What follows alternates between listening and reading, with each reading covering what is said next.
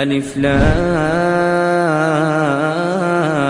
را تلك آيات الكتاب وقرآن مبين ربما يود الذين كفروا لو كانوا مسلمين ذرهم يأكلوا ويتمتعوا ويلههم الأمل فسوف يعلمون وما أهلكنا من قرية إلا ولها كتاب معلوم ما تسبق من أمة أجلها وما يستأخرون وقالوا يا أيها الذي نزل عليه الذكر إنك لمجنون لو ما تأتينا بالملائكة إن كنت من الصادقين ما ننزل الملائكة إلا بالحق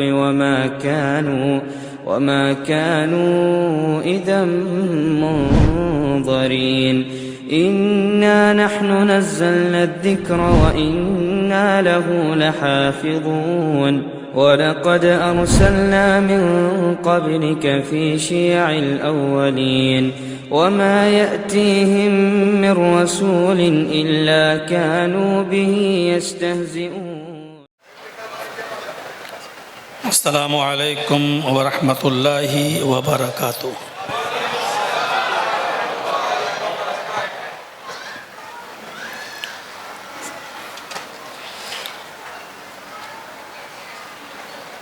الحمد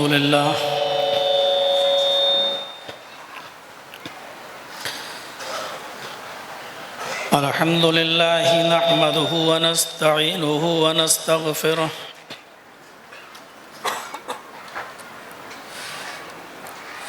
ونعوذ باللہ من شرور انفسنا ومن سیئات اعمالنا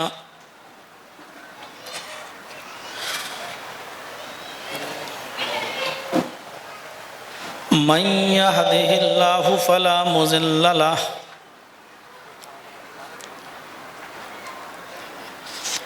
ومن يضلله فلا هادي له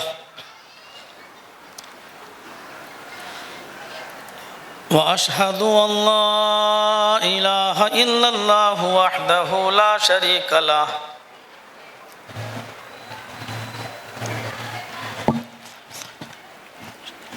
وأشهد أن محمدًا عبده ورسوله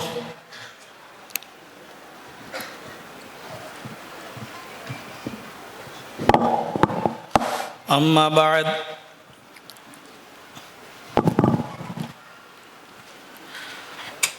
فإن خير الحديث كتاب الله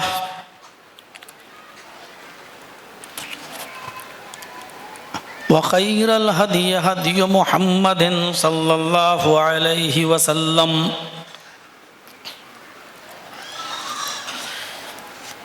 وشر الأمور محدثاتها وكل محدثة بدعة وكل بدعة ضلالة وكل ضلالة في النار.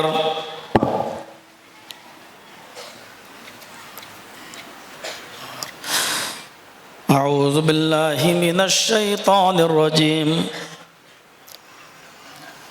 بسم الله الرحمن الرحيم.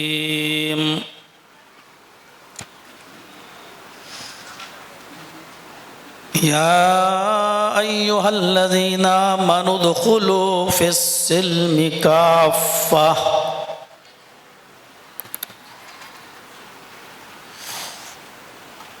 رب اشرح لي صدري ويسر لي أمري واحلل عقدة من لساني يفقهوا قولي.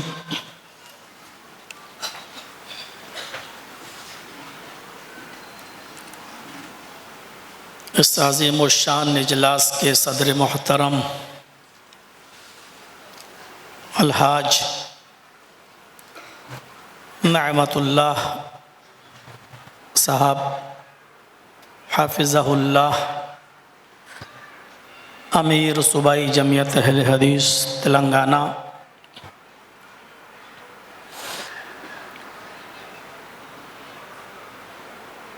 فضیلت الشیخ جناب حسین مدنی حفظہ اللہ، جنہوں نے کال کر کے رابطہ قائم کر کے مجھ سے اس کریم نگر ضلع کے لیے پروگرام کی ڈیٹ فکس کی اور بار بار یاد دلاتے رہے۔ ضلعی جمعیت اہل حدیث تلنگانہ اور صوبائی جمعیت اہل حدیث تلنگانہ کے اراکین و ذمہ داران، اسٹیج پر تشریف فرما دیگر مؤقر علماء کرام، کریم نگر اور اس کے اطراف و اکناف سے تشریف لائے ہوئے معزز سامعین حضرات، قوم و ملت کے لائق ور نوجوانوں، پردہ نشین اسلامی خواتین، پیاری ماں اور بہنوں اور عزیز بچوں، ایک لمبی مدت کے بعد آپ کے اس دیار میں میری تشریف آوری ہو رہی ہے۔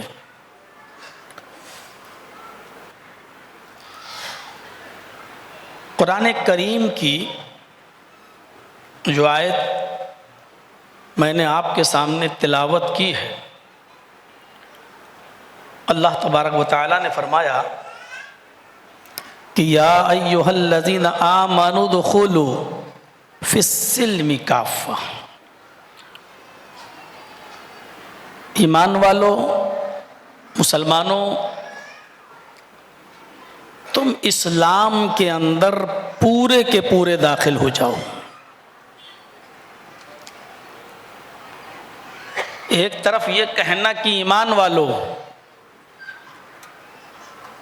اور پھر دوسری طرف یہ کہنا کہ تم اسلام کے اندر پورے کے پورے داخل ہو جاؤ، یہ بڑی عجیب سی چیز لگتی ہے۔ میرا خطاب چلے گا ابھی کچھ دیر تک، موقع ملا تو اس طرف آؤں گا۔ اللہ تبارک و تعالیٰ کی نظر میں اور اس کے نزدیک محبوب دین اور پسندیدہ دین صرف اسلام ہے۔ آپ نے بارہا علماء سے منبروں پر، خطبوں میں، تقریروں میں، خطابات میں سنا ہوگا قرآن کی آیت کہ ان الدین عند اللہ الاسلام، اللہ کے نزدیک محبوب اور پسندیدہ دین اسلام ہے۔ ظاہر ہے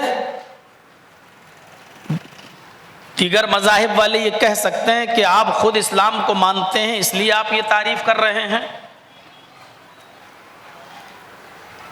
اور آپ تو تعریف کریں گے ہی اسلام کی کیونکہ آپ تو مسلمان ہیں۔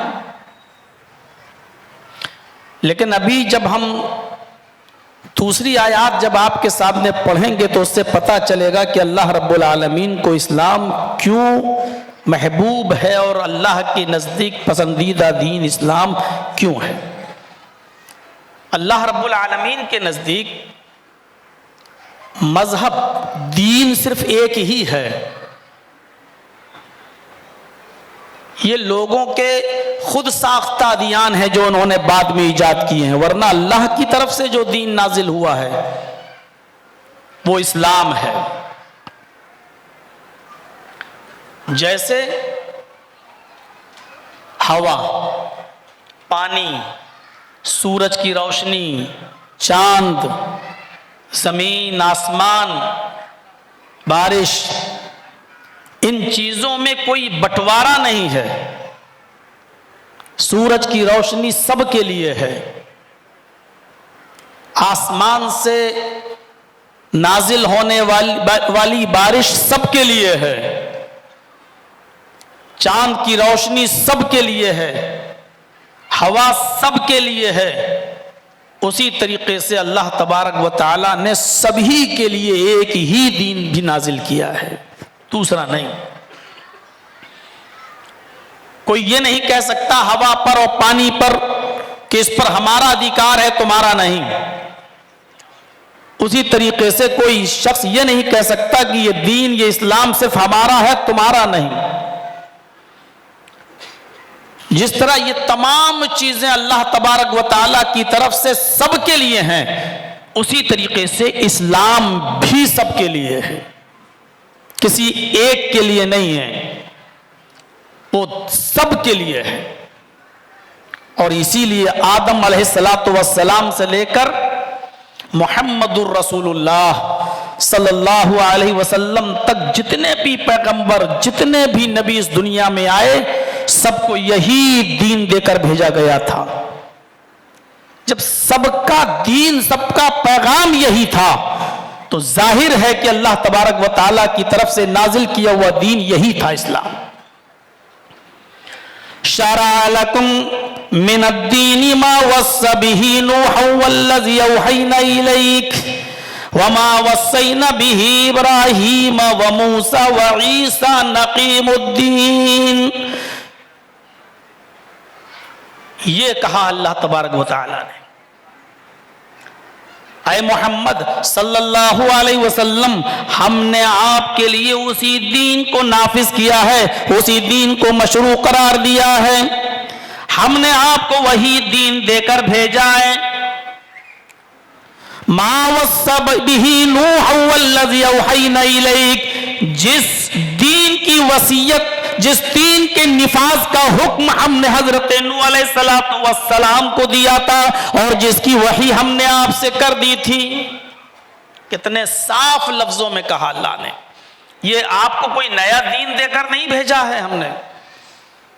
یہ دین سب سے بڑی غلط فہمی ہماری ہے کہ ہم یہ سمجھیں کہ محمد رسول اللہ صلی اللہ علیہ وسلم ہی اس دین کو لے کر آئے بس، اور یہ دین محمد رسول اللہ نے ہمیں دیا. نہیں، محمد رسول اللہ سے پہلے جتنے پیغمبر اس دنیا میں آئے سارے پیغمبروں کا دین یہی تھا، یہی اسلام. شرع لکم من الدین ما وصى به نوح والذی اوحینا الیک، یہی دین ہم نے آپ سے پہلے نوح کو دے کر بھیجا تھا جس کے نفاذ کا اور جس کی وحی ہم نے آپ سے کی تھی. وما وصینا به ابراہیم وموسیٰ وعیسیٰ نقیم الدین، اور نوح علیہ السلام کے بعد ابراہیم علیہ السلام، موسیٰ اور عیسیٰ سب کو ہم نے اسی دین کے نفاذ کا حکم دیا تھا. یعنی یہی دین نوح کا تھا، یہی دین ابراہیم کا تھا، یہی دین موسیٰ کا تھا، یہی دین عیسیٰ علیہ السلام کا تھا. اس لیے میں نے کہا جب سب کا دین ایک ہے تو ہمیں اور آپ کو پھر غور کرنا چاہیے. لفظ اسلام پر آپ اعتراض کر سکتے ہیں کہ یہ عربی بھاشا کا لفظ ہے، عربی زبان کا لفظ ہے، اور اس سے ایسا لگتا ہے کہ یہ دین صرف محمد رسول اللہ لے کر آئے، لیکن ایسا نہیں ہے. جو کلمہ اسلام کا ہے، اسلام سے پہلے یہ کلمہ اس زمانے کے انبیاء کرام بھی اسی کلمے کے قائل تھے. خود قرآن کریم کہتا ہے، پڑھیے، نبی اکرم صلی اللہ علیہ وسلم نے اہل کتاب کو مخاطب کرتے ہوئے فرمایا، اور اللہ تبارک و تعالیٰ نے کہلوایا، کہ اے نبی کہہ دو، قُلْ يَا أَهْلَ الْكِتَابِ تَعَالَوْا إِلَىٰ كَلِمَةٍ سَوَاءٍ بَيْنَنَا وَبَيْنَكُمْ أَلَّا نَعْبُدَ إِلَّا اللَّهَ وَلَا نُشْرِكَ بِهِ شَيْئًا. یہی مول منتر سب کا تھا. جتنے بھی نبی اس دنیا میں آئے مول منتر سب کا یہی تھا، لا الہ الا اللہ. نوح علیہ السلام جب آئے تو یہی منتر یہی کلمہ پڑھا جاتا تھا، لا الہ الا اللہ، نوح رسول اللہ. موسیٰ علیہ السلام اس دنیا میں آئے تو یہی کلمہ پڑھا جاتا تھا، لا الہ الا اللہ، موسیٰ رسول اللہ. عیسیٰ علیہ السلام اس دنیا میں آئے تو یہ کلمہ پڑھا جاتا تھا، لا الہ الا اللہ، عیسیٰ رسول اللہ. محمد رسول اللہ صلی اللہ علیہ وسلم اس دنیا میں آئے تو یہی کلمہ پڑھا جاتا ہے، لا الہ الا اللہ محمد رسول اللہ۔ دوسرا جز تو رسول، پروفٹ اور میسنجر کے اعتبار سے بدلتا گیا، لیکن پہلا جز کبھی نہیں بدلا۔ وہی اسلام کی جان ہے، وہی اسلام کی روح ہے، وہی اسلام کا پاور ہے، اور وہی اوریجنل اسلام ہے۔ یعنی نوح آئے تو یہی دعوت تھی لا الہ الا اللہ، موسیٰ آئے تو یہی دعوت تھی لا الہ الا اللہ، عیسیٰ آئے تو یہی دعوت تھی لا الہ الا اللہ، اور محمد رسول اللہ آئے تو یہی دعوت تھی لا الہ الا اللہ۔ اسی لیے اللہ تعالیٰ نے کہلوایا اور نبی اکرم نے اپنی زبان سے اعلان کیا کہ آئے اہل کتاب آؤ، کیوں لڑتے ہو، کیوں جھگڑ رہے ہو، ہمارے اور تمہارے درمیان اختلاف کس بات کا ہے؟ ارے جو تمہارے پیغمبروں نے کہا وہی تو ہم لے کر آئے ہیں، جو دین تمہارے نبیوں نے تمہارے پیغمبروں نے تمہیں دیا وہی دین تو ہم لے کر آئے ہیں۔ پھر لڑنے کی وجہ کیا ہے، جھگڑنے کی وجہ کیا ہے، فساد کی وجہ کیا ہے؟ مجھے بتاؤ ان تمام باتوں کا ریزن کیا ہے؟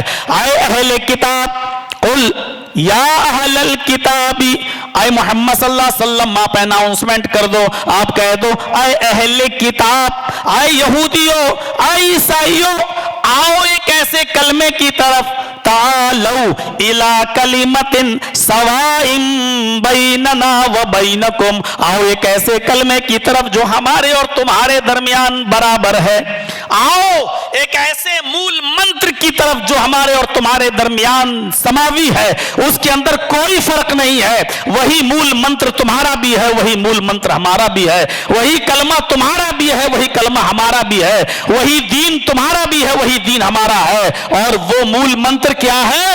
اللہ نعبد الا اللہ، ہم اللہ کے علاوہ کسی کو اپنا معبود نہیں بنائیں گے، اللہ نعبد الا اللہ، ہم اللہ کے علاوہ کسی کی عبادت نہیں کریں گے، ولا نشرک بہ شیئا، اور ہم اللہ کے ساتھ کسی کو ذرہ برابر بھی شریک نہیں ٹھہرائیں گے۔ یہی دعوت تمہاری بھی ہے اور ہماری بھی ہے، تو پھر لڑنے کی ضرورت کیا ہے، جھگڑنے کی ضرورت کیا ہے؟ آؤ اسی مول منتر پر ہم لوگ متفق ہوتے ہیں، متحد ہوتے ہیں، اسی پر جم جاتے ہیں۔ وہ آپ کی بھی دعوت ہے، ہماری بھی دعوت ہے، یعنی آدم سے لے کر محمد الرسول اللہ صلی اللہ علیہ وسلم تک سارے نبیوں، سارے پیغمبروں کی وہی ایک دعوت تھی کہ ایک اللہ کی عبادت ہونی چاہیے اور اللہ کے ساتھ کسی کو شریک نہیں کرنا چاہیے۔ یہ دعوت سارے نبیوں کی رہی، اسی لیے دین اور پسندیدہ دین اور محبوب دین اللہ کی نظر میں یہ اسلام ہے، اور اس لیے محبوب ہے کیونکہ یہ سب کا ہے، آدم سے لے کر محمد الرسول اللہ صلی اللہ علیہ وسلم تک سارے پیغمبروں کا یہی دین رہا ہے، یہ سب کا دین ہے۔ ہاں اس دین کی تکمیل ہوئی ہے جناب محمد رسول اللہ صلی اللہ علیہ وسلم کے ذریعے۔ اب اس دین کے بعد کوئی دوسرا دین نہیں آئے گا، اب اس کتاب قرآن کے بعد کوئی دوسری کتاب نازل نہیں ہوگی، اور اب محمد رسول اللہ کے بعد کوئی دوسرا نبی اس دنیا میں نہیں آئے گا۔ لیکن دین مکمل ہوا ہے، نبی اکرم نے دین کو مکمل کیا ہے، لیکن دین نیا نہیں تھا، وہی دین جو موسیٰ کا تھا، وہی دین جو نوح کا تھا، وہی دین جو عیسیٰ کا تھا، وہی دین جو ابراہیم کا تھا، اسی دین کو نبی اکرم لے کر آئے۔ جب کجرووں نے کجروی ملا دی اور اوریجنلٹی کے اندر جب ڈپلیکیٹ چیزیں ملا دی گئی اور بہو دیووادیت کے اندر، بہو ایکیشور واد کے اندر بہو دیووادیت آ گئی، ایک اللہ کی عبادت کی جگہ جب بہت سے دیوی دیوتاؤں کی عبادتیں ہونے لگیں اور بہت سے معبودان باطلہ کی عبادتیں ہونے لگیں اور لوگوں نے ایک اللہ کو چھوڑ کر غیروں کو اپنا معبود بنا لیا، تب اللہ تبارک و تعالی نے آخر میں جناب محمد رسول اللہ صلی اللہ علیہ وسلم کو نوح، ابراہیم، موسیٰ اور عیسیٰ کے اوریجنل دین کو اثر نو دوبارہ نافذ کرنے کے لیے اس دنیا کے اندر بھیجا، اور پھر نبی اکرم کے ذریعہ اعلان کروا دیا، الیوم اکملت لکم دینکم واتممت علیکم نعمتی ورضیت لکم الاسلام دینا۔ اے محمد صلی اللہ علیہ وسلم، آج میں نے تمہارے لیے تمہارے دین کو مکمل کر دیا۔ یہ مکمپلیٹ ہوا ہے نبی اکرم صلی اللہ علیہ وسلم کے ذریعے۔ الیوم اکملت لکم دینکم، آج میں نے تمہارے لیے تمہارے دین کو مکمل کر دیا۔ اب دین وہی مانا جائے گا جو دین جناب محمد رسول اللہ صلی اللہ علیہ وسلم کے زمانے میں تھا اور نبی اکرم کے ذریعے مکمل ہوا تھا۔ اب اس دین کے اندر نہ کوئی چیز گھٹائی جا سکتی ہے اور نہ کوئی چیز بڑھائی جا سکتی ہے۔ اگر گھٹا دی گئی تو اس کا مطلب یہ ہوا کہ محمد رسول اللہ نے دین کے اندر اپنی طرف سے کچھ چیزیں دی تھیں، اور اگر اس دین کے اندر کچھ چیزیں اپنی طرف سے بڑھا دی گئیں تو اس کا مطلب یہ ہوا کہ نعوذ باللہ محمد رسول اللہ نے خیانت کی۔ اللہ نے دے کر تو مکمل دین بھیجا تھا، لیکن نبی اکرم نے اس کو مکمل نہ مان کر اپنی طرف سے بہت سی چیزوں کو بڑھایا۔ اگر آپ نے اپنی طرف سے بڑھایا تو اس کا مطلب یہ ہے کہ نبی اکرم نے ہمیں ناقص دین دیا تھا یا ہمیں بہت سی چیزیں چھپا لی تھی۔ یہ الزام ہوگا محمد رسول اللہ صلی اللہ علیہ وسلم کے اوپر، اس لیے نہ گھٹایا جا سکتا ہے نہ بڑھایا جا سکتا ہے۔ ہم جو بھی عمل کر رہے ہیں یہ دیکھیں کہ نبی اکرم صلی اللہ علیہ وسلم نے کتنا کیا اور کیسے کیا۔ جتنا کیا اتنا کرنا ہے اور جیسے کیا ویسے کرنا ہے۔ اسی کو اللہ تعالیٰ نے قرآن میں کہا، ما اتاکم الرسول فخذوہ وما نہاکم عنہ فانتہوا، رسول تمہیں جو دیں وہ لے لو۔ اور ماں کا ایک دوسرا معنی یہ بھی کیا جا سکتا ہے، جتنا دیں اتنا لے لو۔ ما آتاکم الرسول فخذوہ، محمد الرسول اللہ تمہیں جو دیں اور جتنا دیں وہ لے لو اور اتنا لے لو۔ وما نہاکم عنہ فانتہوا، اور جن کاموں سے روکیں اور جتنا روکیں رک جاؤ۔ یہی اوریجنل دین ہے، یہی اصلی دین ہے، یہی اصلی اسلام ہے، اور یہی دین آدم سے لے کر محمد رسول اللہ تک، اسی اوریجنل اسلام کو سارے پیغمبر لے کر آئے۔ اور اللہ تعالیٰ نے آگے کہا، وَرَضِيتُ لَكُمُ الْإِسْلَامَ دِينًا، میں اسی دین اسلام سے راضی اور خوش ہوا ہوں۔ کس سے؟ جو محمد رسول اللہ تمہیں دے رہے ہیں، اس دین سے ہم راضی ہوئے ہیں، اس دین سے ہم خوش ہیں۔ اگر آپ نے اپنی طرف سے اس دین میں کچھ چیزیں بڑھائی ہیں اس سے اللہ راضی نہیں ہے، آپ نے کچھ چیزیں نکالی ہیں تو اس سے اللہ راضی نہیں ہے۔ اللہ نے کہا، آج میں نے تمہارے اوپر تمہارے دین کو مکمل کر دیا اور اپنی نعمتوں کا اتمام کر دیا، اور اسی دین اسلام سے وَرَضِيتُ لَكُمُ الْإِسْلَامَ دِينًا، اور اسی دین اسلام سے جو تمہارے پاس ہے میں اسی اسلام سے راضی اور خوش ہو گیا ہوں۔ اللہ رب العالمین اسی دین اسلام سے راضی اور خوش ہے۔ اب ہم اور آپ کو دیکھنا چاہیے، مسجد ہو، رمضان کا مہینہ ہو، گھر میں ہو، شادی ہو، بیاہ ہو، اٹھنا بیٹھنا لیٹنا سونا جاگنا کھانا پینا، الغرض کچھ بھی کوئی بھی معاملہ ہو، میرے بھائیوں اب ہم یہ دیکھیں کہ دین کیا ہے اور نبی اکرم صلی اللہ علیہ وسلم کا اس معاملے میں عمل کیا تھا، کیونکہ اللہ تبارک و تعالیٰ نے رسول اللہ کی پوری زندگی کو ہمارے لیے آئیڈیل اور نمونہ بنا دیا۔ لَقَدْ كَانَ لَكُمْ فِي رَسُولِ اللَّهِ أُسْوَةٌ حَسَنَةٌ، ہم نے تمہارے لیے رسول اللہ صلی اللہ علیہ وسلم کی زندگی کو آئیڈیل بنا دیا ہے، تمہارے لیے رسول اللہ صلی اللہ علیہ وسلم کی زندگی بہترین نمونہ ہے، آئیڈیل ہے۔ اٹھو ویسے جیسے نبی اٹھتے تھے، بیٹھو ویسے جیسے نبی بیٹھتے تھے، چلو ویسے جیسے نبی چلتے تھے، کھاؤ ویسے جیسے نبی کھاتے تھے، نماز پڑھو ویسے جیسے محمد رسول اللہ پڑھتے تھے۔ الغرض دنیاوی معاملات ہوں یا دینی معاملات، اس میں تمہارے لیے رسول اللہ صلی اللہ علیہ وسلم کی زندگی کو اللہ تعالیٰ نے بہترین نمونہ بنا دیا ہے، آئیڈیل نمونہ۔ اور اللہ نے کہا تمہاری جو بھی عبادتیں ہیں اس نمونے کے تحت ہمارے پاس آنی چاہیے۔ آپ کو کسی کمپنی کا کوئی قلم پسند آ جائے اور آپ جائیں کمپنی کے پاس اور کہیں کہ میں آپ کو آرڈر دے رہا ہوں ایسے 1000 پین آپ کو بنانا ہے, 1000 قلم ہم کو ایسے چاہیے, لیکن یہ آئیڈیل, یہ نمونہ, یہ ماڈل میں دے رہا ہوں, ایسے بنانا ہے آپ کو. اس نے کہا ٹھیک ہے بن جائیں گے, 1 ہفتے کے بعد لے جائیے گا. 1 ہفتے کے بعد آپ گئے, لیکن اس نے وہ پین آپ کے ماڈل کے مطابق نہیں بنائے, بلکہ اس نے دوسرے ماڈل پر قلم پین بنا دیا.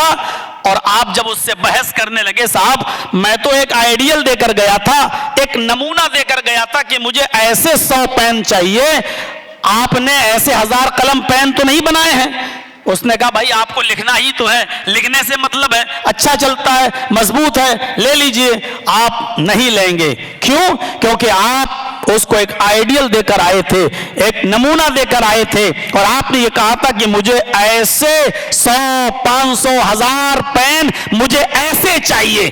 جب آپ کسی کمپنی کا وہ قلم, وہ پین اس لیے نہیں لیتے ہیں کیونکہ وہ آپ کے دیے ہوئے آئیڈیل یا ماڈل کے مطابق نہیں ہے, تو اللہ رب العالمین بھی ہماری وہ نمازیں, ہمارے وہ روزے, ہمارے وہ حج, ہماری وہ زکاتیں, ہمارے وہ عمرے اور ہماری وہ عبادتیں کیسے قبول کر لے جو اس کے دیے ہوئے نمونے کے مطابق نہ ہو. اور نمونہ کون ہے, آئیڈیل کون ہے؟ محمد رسول اللہ صلی اللہ علیہ وسلم. اللہ بھی ان عبادتوں کو ریجیکٹ کر دے گا, اللہ بھی ان عبادتوں کو مسترد کر دے گا, ان عبادتوں کو رد کر دے گا جو عبادتیں اس کے دیے ہوئے نمونے یعنی محمد رسول اللہ صلی اللہ علیہ وسلم کے آئیڈیل کے مطابق نہیں ہوں گی. اس لیے فرمایا الیوم اکملت لکم دینکم واتممت علیکم نعمتی ورضیت لکم الاسلام دینا. آج میں نے تمہارے لیے تمہارے دین اسلام کو مکمل کر دیا اور اپنی نعمتوں کا اتمام کر دیا. وَرَضِيتُ لَكُمُ الْإِسْلَامَ دِينًا, اور آج میں تمہارے دین اسی اسلام سے راضی اور خوش ہو گیا. یہ وہی اسلام اللہ رب العالمین کو پسند ہے جو محمد رسول اللہ کے ذریعے مکمل ہوا ہے. اور ان تمام آیات کے بعد اللہ رب العالمین نے ایک جگہ یہ بھی فرمایا وَمَن يَبْتَغِ غَيْرَ الْإِسْلَامِ دِينًا فَلَن يُقْبَلَ مِنْهُ وَهُوَ فِي الْآخِرَةِ مِنَ الْخَاسِرِينَ. اسلام کو چھوڑ کر اگر کوئی دوسرا دین, کوئی دوسرا راستہ تلاش کرو گے تو وہ ہرگز قبول نہیں کیا جائے گا, وہ ریجیکٹڈ ہے, وہ مسترد ہے. اب آپ کے سمجھ میں آ گیا ہوگا کہ اللہ رب العالمین اسلام کے علاوہ اگر کوئی شخص کوئی دوسرا دین تلاش کرے گا تو اس کو ریجیکٹ کر دے گا. کیوں کر دے گا؟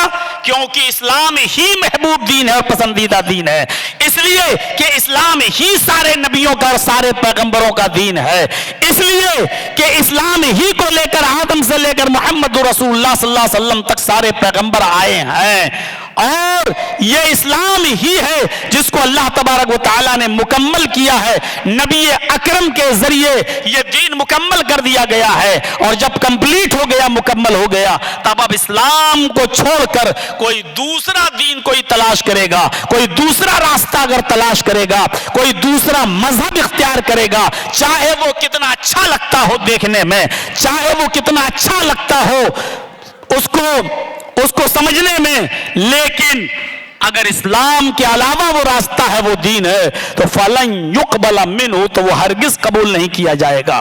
اور اسلام کو چھوڑ کر اگر کسی نے اس راستے پر چلنا شروع کیا, عمل کرنا شروع کیا, تو اللہ رب العالمین وارننگ دے رہا ہے وَهُوَ فِي الْآخِرَةِ مِنَ الْخَاسِرِينَ, وہ آخرت میں نقصان اٹھانے والوں میں سے ہو جائے گا. اسلام کو چھوڑ کر دوسرے مذہب پر اگر آپ چلے, دوسرا دین تلاش کیا, تو وہ نقصان اٹھانے والوں میں سے ہو جائے گا. کسی کو یہ کہنے کا حق ہی نہیں ہے کہ مولانا صاحب آپ صرف اسلام کی تعریف کر رہے ہیں. میں تو کہہ رہا ہوں کہ یہ محمد رسول اللہ کا دین نہیں, یہ آدم علیہ السلام سے لے کر محمد رسول اللہ تک سارے پیغمبر पैगंबरों का दीन है, चाहे उनकी तादाद 1 लाख हो, 1.25 लाख हो या कम बेश 1,24,000 रही हो, मुझे सही गिनती नहीं मालूम है उन नबियों की और पैगंबरों की तादाद कितनी भी रही हो, लेकिन वो सारे नबियों का दीन यही है। और जब सबका दीन यही है, अल्लाह ने इसी दीन को जब नाफिज किया है और ये सबके लिए है, तो इस दीन को छोड़कर कोई दूसरा रास्ता इख्तियार करोगे तो अल्लाह रब्बुल आलमीन उसको कबूल नहीं करेगा। वहुवा फिल आखिरत मिनल खासिरीन, और आखिरत के अंदर वो खसारा उठाने वालों में से, नुकसान उठाने वालों में से हो जाएगा। इस्लाम अपनी खुसूसियात की वजह से मुमताज है। इस्लाम की सबसे बड़ी खुसूसियत यह है कि वो दीन तौहीद है। तौहीद का सबूत हमें दीगर मज़ाहिब के अंदर भी मिलता है।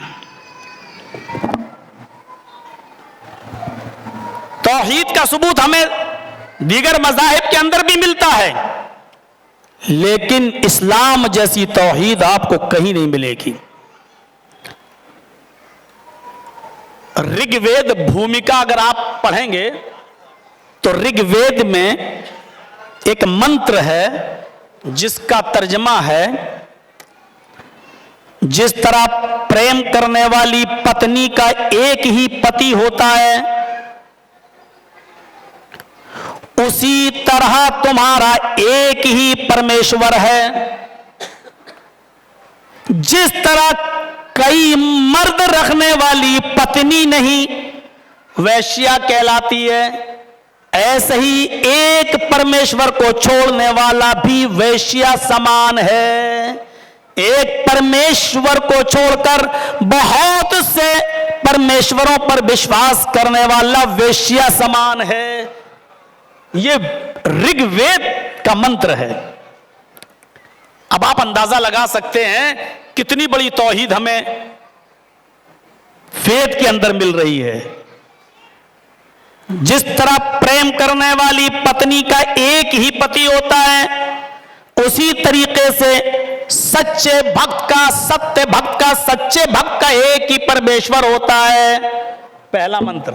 दूसरा मंत्र, जिस तरह बहुत से मर्दों को रखने वाली पत्नी नहीं वैश्या कहलाती है, उसी तरह एक परमेश्वर को छोड़कर बहुत से परमेश्वरों पर विश्वास करने वाला वैश्या समान होता है।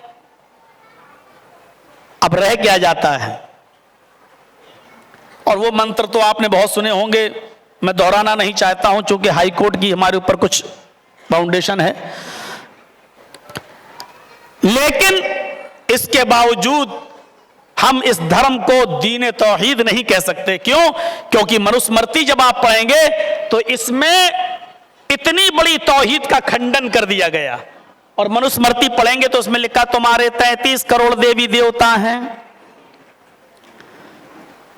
सबको प्रसन्न करना जरूरी है, आवश्यक है, और एक देवी को, एक देवता को एक ही दिन में प्रसन्न कर सकते हो, एक दिन में 2 नहीं। यानी एक दिन में एक ही देवी या एक देवता प्रसन्न होगा, बस 2 नहीं। और 33 करोड़ देवी देवताओं को प्रसन्न करना जरूरी है। आगे लिखा हुआ है, यदि एक भी देवी या देवता अप्रसन्न रह गया तो जिंदगी भर की भक्ति भंग, जिंदगी भर की तपस्या भंग, जिंदगी भर की इबादत बेकार। अभी अकल में भी नहीं आती ये बात। 33 करोड़ देवी देवता, सबको खुश करना जरूरी, और एक देवी को या एक देवता को एक ही दिन में आप खुश कर सकते हैं, एक दिन में 2 भी खुश नहीं हो सकते, एक दिन में एक। तो 33 करोड़ देवी देवताओं को खुश करने में कितना समय लगेगा? 33 करोड़ दिन। हमारे और आपके पास इतना समय कहां है? कौन इंसान ऐसा है जो 33 करोड़ दिन तक जीवित रह सके?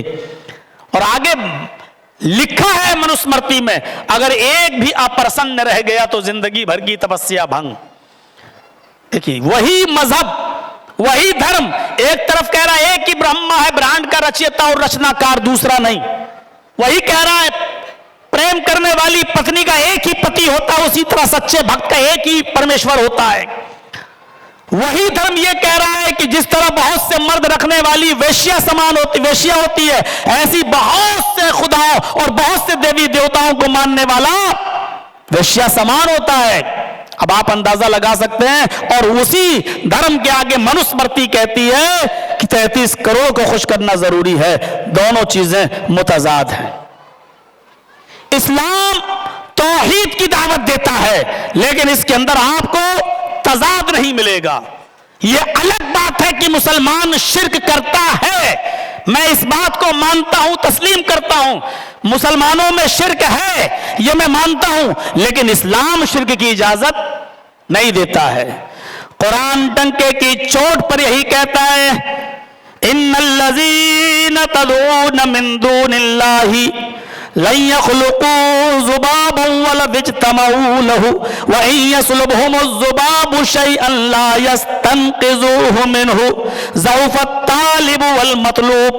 اللہ کو چھوڑ کر تم جن کو بھی اپنی حاجت روائی اور مشکل کشائی کے لیے پکارتے ہو، وہ اتنے کمزور ہیں، اتنے کمزور ہیں، اتنے کمزور ہیں کہ لن يخلقوا ذبابا، ایک مکھی بھی پیدا نہیں کر سکتے، ایک مکھی بھی بنانے کے قابل نہیں ہے، ایک مکھی بھی پیدا نہیں کر سکتے۔ وَلَوْ اجْتَمَعُوا لَهُ، اگرچہ ایک مکھی کو پیدا کرنے کے لیے سب کی سب جمع ہو جائیں، سب کی سب اکٹھے ہو جائیں، پھر بھی ایک مکھی نہیں پیدا کر سکتے، نہیں بنا سکتے۔ مکھی بنانا تو بہت دور، وَإِن يَسْلُبْهُمُ الذُّبَابُ شَيْئًا، اگر مکھی ان سے تھوڑی سی بھی چیز لے کر چلی جائے، تھوڑی سی بھی چیز لے کر اگر اڑ جائے، تو یہ سب مل کر اس مکھی کو پکڑ بھی نہیں سکتے، جو چیز لے گئی اس سے چھیننے کی بھی طاقت نہیں رکھتے۔ ضعف الطالب والمطلوب، مانگنے والا بھی کمزور اور جس سے مانگ رہا ہے وہ بھی کمزور، کمزور کمزور سے مانگ رہا ہے، بے بس بے بس سے مانگ رہا ہے، لاچار لاچار سے مانگ رہا ہے۔ غور کیجئے، لاچار بے بس کے پاس، لاچار لاچار کے پاس سے سوال کر رہا ہے، کمزور کمزور سے سوال کر رہا ہے۔ ضعف الطالب والمطلوب، مانگنے والا بھی کمزور اور جس سے مانگ رہا وہ بھی کمزور۔ قرآن ڈنکے کی چوٹ پر کہتا ہے اس کے اندر شرک نہیں ملے گا۔ قرآن یہاں تک کہتا ہے اِنَّكَ لَا تُسْمِعُ الْمَوْتَى، اے محمد صلی اللہ علیہ وسلم آپ بھی اپنی آواز مردوں کو نہیں سنا سکتے۔ سورہ نمل آیت نمبر 80 اگر آپ کھولیں تو اللہ رب العالمین محمد رسول اللہ کو بھی مخاطب کر کے کہہ رہا ہے اِنَّكَ لَا تُسْمِعُ الْمَوْتَى، اے میرے حبیب، اے محمد صلی اللہ علیہ وسلم آپ بھی اپنی آواز مردوں کو نہیں سنا سکتے۔ قرآن، اسلام توحید سے بھرا پڑا ہے، شرک کی دعوت نہیں دیتا۔ یہ الگ بات ہے کہ مسلمانوں میں شرک ہے، اللہ نے ڈائریکٹ کہا ادعونی استجب لکم، میرے بندو تم مجھے پکارو میں تمہیں دوں گا۔ بہت ٹائم لگا رہے ہیں سیٹ کرنے میں، جب ہم ختم کر لیں۔ ادعونی استجب لکم، میرے بندو تم مجھے پکارو۔ اس کو منظور ہی نہیں ہے کہ میرے علاوہ حاجت روا اور مشکل کشا سمجھ کر کسی اور کو پکارا جائے۔ ڈائریکٹ ادعونی، مجھے پکارو، استجب لکم، میں سنوں گا۔ اسلام کی دعوت توحید ہی لا سے شروع ہوتی ہے، لا الہ، پہلے نفی ہے بعد میں اس بات ہے۔ اسلام کا مزاج یہ ہے کہ پہلے تمام ان معبودان باطلہ کا انکار کرو جن کو لوگوں نے الہ سمجھ رکھا ہے، معبود سمجھ رکھا ہے، جن کو مشکل کشا اور حاجت روا سمجھ کر پکارا جاتا ہے، پہلے ان سب کا انکار کرو کہ لا الہ ہے ہی نہیں کوئی معبود، پھر کہو سوائے اللہ کے۔ انکار سے شروع ہوتی ہے، کیونکہ اللہ رب العالمین کو یہ منظور نہیں، برداشت نہیں، گوارا نہیں کہ میرے اقرار کے بعد پھر کسی کسی کا انکار کرو، نہیں، پہلے سب کا انکار کرو، اس کے بعد میں میرا اقرار کرو۔ میرے بھائیوں، یہ ہے اسلام کی دعوت توحید۔ نہ کسی رسول کو، نہ کسی نبی کو، نہ کسی ولی کو، نہ کسی مولوی کو، نہ کسی امام کو مشکل کشا اور حاجت روا نہیں تصور کیا جا سکتا ہے۔ اسلام میں توحید ملے گی۔ مسلمان شرک کرتا ہے وہ الگ چیز ہے، لیکن اسلام میں شرک نہیں ہے۔ دوسرا مزاج دیکھیے، رسالت کا صحیح تصور اسلام پیش کرتا ہے، ورنہ آپ دوسرے مذاہب کو اور ادیان باطلہ کا اگر آپ مطالعہ کریں تو کوئی ایک شخصیت مجھے ایسی بتا دو جس کو انسان رہنے دیا ہو۔ عیسائیوں نے عیسیٰ کو سن آف گاڈ، اللہ کا بیٹا بنا دیا۔ یہودیوں نے عزیر کو، بلکہ موسیٰ کو بھی اللہ کا بیٹا بنا دیا۔ جین دھرم میں چلے جائیے تو انہوں نے مہاویر جی کی مورتی کے نیچے لکھ دیا مہاویر بھگوان۔ سکھوں کے گردوارے میں چلے جائیے تو انہوں نے گرو نانک کا اسٹیچو مجسمہ بنا کر لکھ دیا نانک بھگوان۔ آپ بدھسٹوں میں چلے جائیے، نیپال کے علاقے میں آ جائیے، لمبنی میں جہاں بہت بڑا ٹورسٹ سینٹر ہے بدھسٹوں کا، اور جاپان وغیرہ سے بہت سے بدھسٹ آتے ہیں۔ میں گیا ہوں، دیکھا ہوں میں نے اپنی آنکھوں سے، بدھ کی مورتی بنی ہوئی ہے اور اس کے نیچے لکھا ہوا ہے بدھ بھگوان۔ ہمارے ہندو بھائیوں میں چلے جائیے، رام چندر جی کو بھگوان کا درجہ، کرشن جی کو بھگوان کا درجہ۔ دنیا میں آج جتنے بھی مذاہب زندہ ہیں، اسلام کو چھوڑ کر کوئی ایک مذہب، ایک دھرم ایسا اٹھا لو جس نے اپنے بانی کو، اپنے قائد کو، اپنے رہبر و رہنما کو انسان کے دائرے میں رہنے دیا ہو اور انسانیت کے دائرے سے نہ۔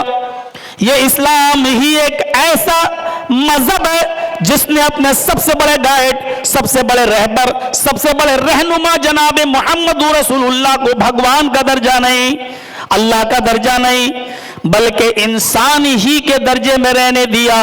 اور نبی اکرم کی زبان سے اللہ رب العالمین نے کہلوا بھی دیا اور اعلان بھی کرا دیا۔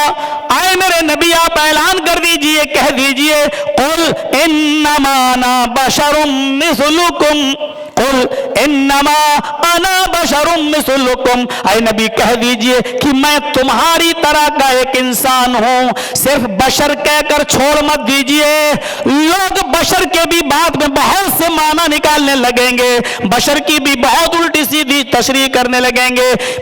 بشر مثلکم، بشر کے ساتھ مثلکم بھی کہہ دو کہ میں بالکل تمہاری طرح اٹھنے میں، بیٹھنے میں، لیٹنے میں، سونے میں، جاگنے میں، کھانے میں، پینے میں، شادیاں کرنے میں، دکھ میں، درد میں، بیماری میں، شفا میں، ہر اعتبار سے میں تمہاری طرح کا ایک انسان ہوں۔ جیسے تمہارے دو ہاتھ ہیں، ہمارے بھی دو ہاتھ، تمہارے دو پیر ہیں، ہمارے بھی دو پیر، تم چلتے پھرتے ہو، ہم بھی چلتے پھرتے ہیں، تمہیں شادی کی ضرورت پڑتی ہے، ہمیں بھی شادی کی ضرورت پڑی، تمہارے بیوی اور بچے ہیں، ہمارے بھی بیوی اور بچے ہیں، تم بیمار ہوتے ہو، ہم بھی بیمار ہوتے ہیں، تمہیں شفا ملتی، ہمیں بھی شفا ملتی ہے، تمہیں دکھ، درد اور غم پہنچتا ہے، ہمیں بھی دکھ، درد اور غم پہنچا۔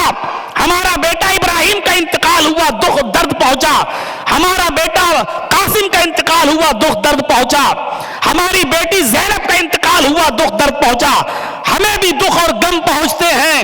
اور بیٹے کا، ابراہیم کا انتقال کا تو ایسا غم پہنچا کہ نبی اکرم صلی اللہ علیہ وسلم نے بخاری کتاب الجنائز کے الفاظ کے مطابق رونا بھی شروع کیا تھا، اور یہاں تک کہا تھا کہ ان العین تدمع والقلب يحزن ولا نقول الا ما يرضى ربنا، میرے بیٹے تیرے انتقال سے میری آنکھیں اشکبار ہے، والقلب يحزن، اور میرا دل غمگین ہے، ولا نقول الا ما يرضى ربنا، لیکن ہم اپنی زبان سے ایسے کوئی جملے ادا نہیں کریں گے، ایسے ورڈ نہیں نکالیں گے جس سے میرا رب ناراض ہو جائے، جس سے میرا پروردگار ناراض ہو جائے۔ وَإِنَّ بِفِرَاقِ فراقک لمحزونون یا ابراہیم، لیکن اے ابراہیم تیری جدائی سے ہمیں غم ضرور پہنچا ہے، تیری جدائی سے ہمیں افسوس ضرور ہوا ہے، دکھ اور غم نبی اکرم کو بھی پہنچتا ہے۔ میرے بھائیو، یہ اسلام ہے جس نے رسالت کا صحیح تصور پیش کیا ہے، جس نے محمد رسول اللہ صلی اللہ علیہ وسلم کو بھگوان کا درجہ نہیں دیا۔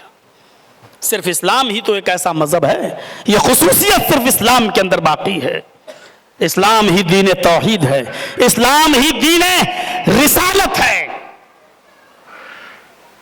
توحید کا سچا سبق اسلام پیش کرتا ہے۔ اللہ کے نبی صلی اللہ علیہ وسلم سے کسی شخص نے کہا تھا کہ جو اللہ چاہے اور آپ چاہیں، نبی اکرم نے فوراً ٹوک دیا تھا اور کیا کہا تھا؟ نہیں، صرف یہ کہو کہ صرف اللہ، اکیلا اللہ چاہے، یہ نہ کہو جو اللہ چاہے اور آپ چاہیں۔ اور تصور تو کرو کہ اونٹنی پر بیٹھے ہیں اور وہ مامور ہے اللہ کے حکم سے رکے گی۔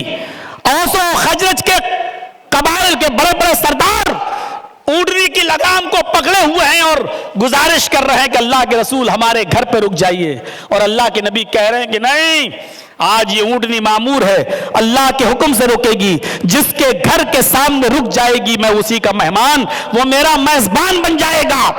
مدینے کی عورتیں چھتوں پہ چڑھ کے منظر دیکھ رہی ہیں کہ دیکھیں آج محمد رسول اللہ کس کے مہمان بنیں گے۔ لوگوں کو خوشی ہے، حضرت انس کا بیان ہے کہ ایسا روشن دن ہم نے کبھی نہیں دیکھا جس دن جناب محمد رسول اللہ مدینے میں آئے۔ آپ کی اونٹنی چل رہی ہے اور مدینے میں چھوٹی چھوٹی 5-5 اور 6-6 سال کی بچیاں دف بجا رہی ہیں، ڈھول پیٹ رہی ہیں اور گیت گا رہی ہیں، اور گیت گاتے گاتے ان میں بچیوں نے یہ گیت یہ بھی گا دیا، طلع البدر علینا من ثنیات الوداع وجب الشکر علینا ما دعا للہ داعی۔ آج تو 14ویں رات کا چاند فاران کی چوٹیوں سے چمکا ہے، نمودار ہوا ہے، آج ہمارے مدینہ میں تشریف لایا ہے، آج تو 14ویں رات کا چاند ہمارے درمیان طلوع ہوا ہے، آج ہمارے درمیان چمکا ہے۔ وجب الشکر علینا ما دعا للہ داعی، ہم تو اس پر اللہ کا جتنا بھی شکر ادا کریں کم ہے۔ ان بچیوں نے جب یہ گیت گایا تو ان چھوٹی چھوٹی بچیوں کی زبان سے جملہ بھی نکل گیا، ان بچیوں نے ایک سینٹنس یہ بھی ادا کر دیا، وفینا نبی یعلم ما فی غد، آج ہمارے درمیان ایک ایسے نبی تشریف لے آئے ہیں جو کل کی بات بھی جانتے ہیں، کل کیا ہونے والا ہے، محمد رسول اللہ کل کی بات بھی جانتے ہیں۔ اتنا سننا تھا یہ جملے جناب محمد رسول اللہ کے کانوں میں پڑے، آپ اونٹنی سے اترتے ہیں، ان چھوٹی چھوٹی بچیوں کے پاس آتے ہیں، یہ سوچ کر اگر آج ان کی اصلاح نہیں ہوئی اور یہ عقیدہ اگر ان کے دماغ میں آج بھر گیا تو پھر بڑھاپے تک نہیں نکلے گا، پھر جوانی اور بڑھاپے میں بھی یہ شرکی عقیدہ ان کے ذہنوں میں بیٹھ جائے تو پھر نکلے گا نہیں، اس لیے آج ہی ان کی اصلاح کی ضرورت ہے۔ آپ اپنی اونٹنی سے اترے اور ان چھوٹی چھوٹی بچیوں کے پاس گئے، فرمایا بچیوں دعی حاضر کلمات، ان کلمات کو چھوڑ دو اور جو پہلے پڑھ رہی تھی وہی جملے پڑھو۔ اللہ کی قسم مجھے نہیں معلوم کہ کل میرے ساتھ کیا ہوگا، اللہ کی قسم مجھے نہیں معلوم کہ کل میرے ساتھ کیا ہوگا، جو پہلے پڑھ رہی تھی وہی پڑھو۔ طلع البدر علینا من ثنیات الوداع، یہ جملے چھوڑ دو، فینا نبی یعلم ما فی غد، جو آج ایک ایسے رسول ہمارے درمیان آئے ہیں جو کل کی بات جانتے ہیں، ان جملوں کو چھوڑ دو۔ یہ ہے توحید کی وہ سچی دعوت، اور محمد رسول اللہ نے ان چھوٹی چھوٹی بچیوں کی بھی اصلاح کر دی۔ یہ اس لیے بچپنے سے ہی اپنی اولاد پر نظر رکھو، ایسے کالجز اور مدرسوں اور اسکولوں میں بھیجو جہاں بچوں کی توحید مضبوط ہو سکے، ایسے اسکولوں سے بچاؤ، ایسے مدرسوں سے بچاؤ جہاں بچوں کا عقیدہ خراب ہو جائے۔ بچے اگر شروع میں نہیں سنبھلے تو پھر یاد رکھنا، آج ہم لوگوں سے پوچھو جب بہار اور بنگال میں جاتے ہیں آج بھی لڑنا پڑتا ہے، جھگڑنا پڑتا ہے، لوگ کہتے ہیں واہ بچپن سے امام کے پیچھے دعا مانگتے ہوئے چلے آ رہے ہیں، تمہیں کل وہ پہلے مولوی نہیں تھے، یہ آج نئے نئے مولوی پیدا ہو گئے، پہلے حدیثیں نہیں تھی، آج بھی یہی رونا روتے چلے آ رہے ہیں کہ ہم نے تو جب سے ہوش سنبھالا ہے تب سے ہم یہ دیکھتے چلے آ رہے ہیں، اور آج تم لوگ ہم کو منع کرتے ہو ان چیزوں سے، آج بھی یہی سب چیزیں سنتے چلے آ رہے ہیں۔ میرے بھائیوں ذرا تصور کرو کہ بچپن میں جو چیزیں دماغ میں بیٹھ گئیں وہ جلدی نکلتی نہیں ہیں، اس لیے اللہ کے رسول اونٹنی سے اترے اور ان بچیوں سے کہا ان کلمات کو چھوڑ دو اور جو پہلے پڑھ رہی تھی وہی پڑھو۔ میرے بھائیوں توحید کا سچا درس اسلام دیتا ہے اور رسالت کا صحیح تصور بھی اسلام پیش کرتا ہے۔ ایک شخص اللہ کے رسول کے پاس آیا، ابن ماجہ کی روایت، ابن ماجہ کے صفحات پر یہ دیکھا جا سکتا ہے، اور آ کر نبی اکرم سے کچھ کہنا چاہتا ہے لیکن اس کے کاندھے کانپ رہے ہیں، رعب و دبدبہ اتنا نبی کے چہرے پر کہ اس کے کاندھے کانپ رہے ہیں۔ آپ نے کہا کیا بات؟ کچھ کہنا چاہ رہا ہے، کوئی شکایت؟ آپ کھڑے ہوتے ہیں، اس کے قریب جاتے ہیں، اس کے دونوں کاندھوں کو پکڑتے ہیں اور پکڑ کر کہتے بولو کیا کہنا چاہتے ہو؟ وہ کچھ کہنا چاہتا ہے۔ آپ نے اس سے کہا کیوں ڈر رہے ہو؟ لا تخف، ڈرو نہیں، انی لست بملک، میں کوئی بادشاہ تھوڑی ہوں۔ جملے دیکھو، لا تخف، ڈرو نہیں، انی لست بملک، میں کوئی بادشاہ نہیں ہوں، انا ابن امرأۃ تأکل القدید، انا ابن امرأۃ تأکل القدید، میں بھی ایسی ماں کے پیٹ سے باہر آیا ہوں، ایسی ماں نے مجھے جنا ہے، میں بھی ایک ایسی عورت کا بیٹا ہوں جو خشک گوشت کھایا کرتی تھی، جو گوشت کے سوکھے ٹکڑے کھایا کرتی تھی۔ انا ابن امرأۃ تأکل القدید، جو خشک گوشت، عرب کے اندر اونٹ کو نہر کرنے کے بعد 2، 4، 5 کلو گوشت کاٹ کر اس کو دھوپ میں سکھا لیا جاتا تھا اور اس میں سالٹ وغیرہ لگا دیا جاتا تھا، نمک وغیرہ، تاکہ خراب نہ ہو، اور جب وہ خشک ہو جاتا تھا تب اس کو رکھ لیا جاتا تھا اور ضرورت کے مطابق تھوڑا تھوڑا کاٹ کر، جب بھی ضرورت پڑی کاٹ کر پکا لیا جاتا تھا۔ اس گوشت کو قدید کہتے تھے، اس گوشت کو قدید کہا جاتا ہے۔ اللہ کے نبی نے فرمایا کیوں ڈر رہے مجھ سے؟ میں کوئی بادشاہ نہیں ہوں، انا ابن امرأۃ تأکل القدید، مجھے بھی ایک ایسی عورت نے پیدا کیا ہے، میں بھی ایسی ماں کے پیٹ سے باہر آیا ہوں جس کو تازہ گوشت بھی نصیب نہیں ہوتا تھا، جس کو خشک گوشت کے ٹکڑے ملتے تھے کھانے کو، جو خشک گوشت کھایا کرتی تھی، میں ایسی ماں کا بیٹا ہوں۔ میرے پیارے ساتھیوں، آپ نے کیا کہا؟ میں بادشاہ نہیں ہوں، یعنی میں بھی بیٹا ہوں ایک ایسی ماں کا، میں بھی انسان ہوں تمہاری طرح، پھر کیوں ڈر رہے ہو، کیوں کانپ رہے ہو؟ اس کا ڈر دور کر دیا اور اس کے بعد میں اللہ کے رسول سے اس نے اپنی شکایت پیش کی اور نبی اکرم نے اس کا ساتھ دیا، اس کا تعاون کیا۔ تو رسالت کا صحیح تصور نبی اکرم صلی اللہ علیہ وسلم نے پیش کیا ہے کہ محمد صلی اللہ علیہ وسلم رسول ہیں، پیغمبر ہیں، رسول ہیں، لیکن انسان بھی ہیں، انسان بھی ہے۔ اس لیے جب ایمان لاؤ تو یہ لانا اشہد ان محمدن عبدہ و رسولہ، محمد کو رسول بعد میں ماننا، پہلے عبد ماننا، پہلے عبد ماننا، اور یہ اقرار کرنا کہ میں گواہی دیتا ہوں اس بات کی کہ بے شک محمد صلی اللہ علیہ وسلم اللہ کے بندے اور اس کے رسول ہیں۔ آپ پہلے محمد ابن عبداللہ ہیں اور بعد میں محمد الرسول اللہ ہیں۔ پھر قرآن نے کہا ما آتاکم الرسول، محمد الرسول اللہ، من حیث الرسول جو دے وہ لے لو، وما نہاکم عنہ فانتہوا، اور محمد الرسول اللہ من حیث الرسول جن کاموں سے روکیں اس سے رک جاؤ، رسول ہونے کی حیثیت سے جو دے وہ لے لو۔